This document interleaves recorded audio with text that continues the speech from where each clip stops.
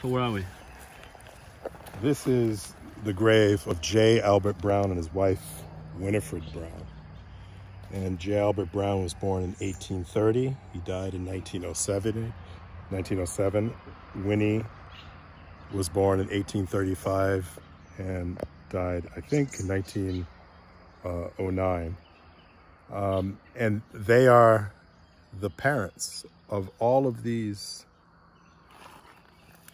people here. There are 10 children who were born here in Barboursville, adjacent to the Barber plantation and to the Newman plantation. And they built their family house here that thrived through slavery and the postbellum period. My parents are buried right here. David Marshall French and Carolyn Howard French. And over here are all of the children.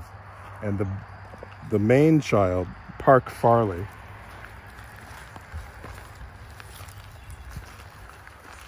I say the main because you can see her name is Park Farley Brown, born 1857, died 1925.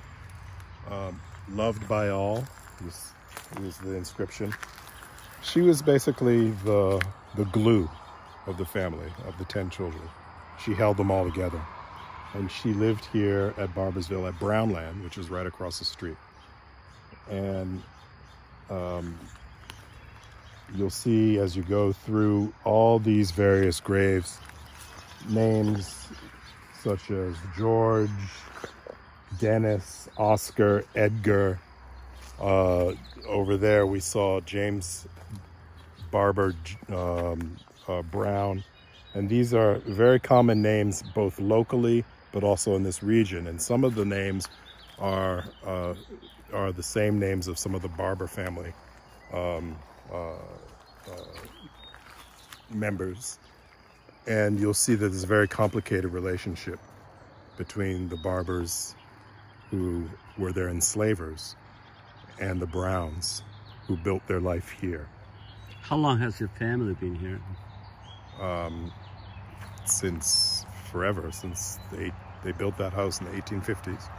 So before the Civil War, and every generation of my family, my mother, her father, her father's father, all the way back to, as you see, J. Albert Brown and Winnie, they've been here. So really, that first grave is a life that began in 1830. So we're talking about 1830 to me in 2021. So you do have a claim to the land, right? Whose land is this then? This land is an intrinsic part of the ecosystem that formed the founding region of our nation. And so this land is not a personal property of myself, but I think is the birthland of this country. This is the black hole? This is the Barber, Brown, Newman, but truly the Brown family. And the Brown family were part of the enslaved who gave birth to those families that we normally consider to be the founding generation. In some ways, they invented the founders.